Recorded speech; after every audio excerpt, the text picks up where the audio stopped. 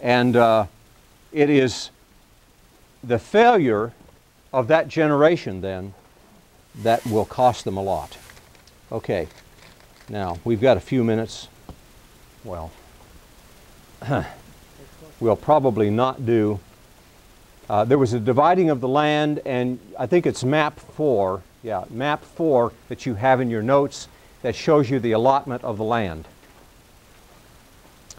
Now, when I say Trans-Jordan side, what does that mean? If you had the Jordan River, is the Trans-Jordan on the east or the west of the Jordan River when we say Trans-Jordan? It's on the east side. Okay. Is Mount Nebo on the east side of the Jordan or the west side of the Jordan?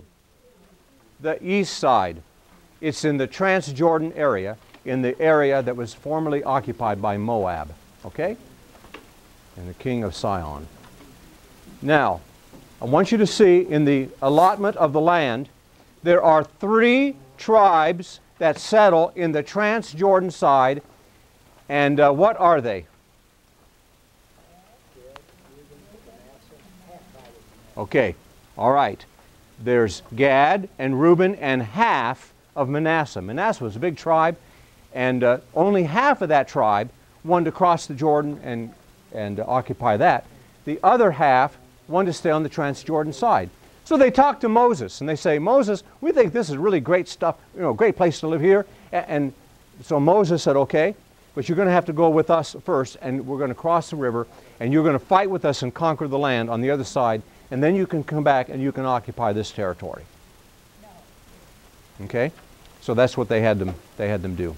Does anybody not have a map number 4? Is it map 2? Oh, it's lesson 2, map 4. Okay. In lesson 2, you'll find map 4. All right. Now, so give me it once more time. On the Trans-Jordan side, you have Manasseh, half a tribe of Manasseh, Gad, and Reuben. Okay. On the other side, I want you to locate the following tribes. Okay? Judah. Find Judah.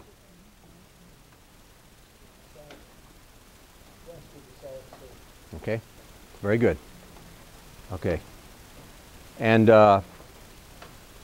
it's way back in lesson 2. So, why don't you just look on with her? All right, so here's, you found Judah. I want you to find Simeon. You see Simeon? Now Simeon, Judah was the largest tribe that settled, the whole tribe that settled on this side of the Jordan. And so, within the territory, they had the largest territory allotted to them. And so within the territory of Judah, Simeon is given some land within the borders. A question? Okay. So they're given some territory. Why doesn't Simeon get its own territory? Why do they get their inheritance inside of Judah? Because they, you remember, the 2 brothers, what were the 2 brothers' names? Levi and Simeon. They had a sister named Dinah. And when Dinah was raped by a man named Shechem,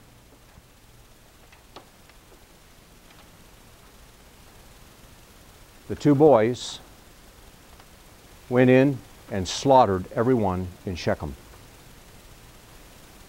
And Dad said, you're going to make us odious to the people of the land. Why did you do this? And in the 49th chapter of Genesis, Jacob says this about them: I will scatter you in Israel. I'm going to distribute you in the land of your brothers. And that's what happened. Now, of course, Levi was distributed because Levi was became the priestly tribe, and they had cities. They had 20 cities, and they were scattered throughout the other tribes. But Simeon found its occupation within the tribe of Judah at first, and then they migrated north because I think Judah and the Philistines kind of crowded them out. And so they migrated north to what two tribes in the north? Does anybody know? I'll give you a hint. They're two sons of Joseph, Ephraim and Manasseh. Okay, and so they migrated north to that territory, and that is where Simeon winds up, in that area.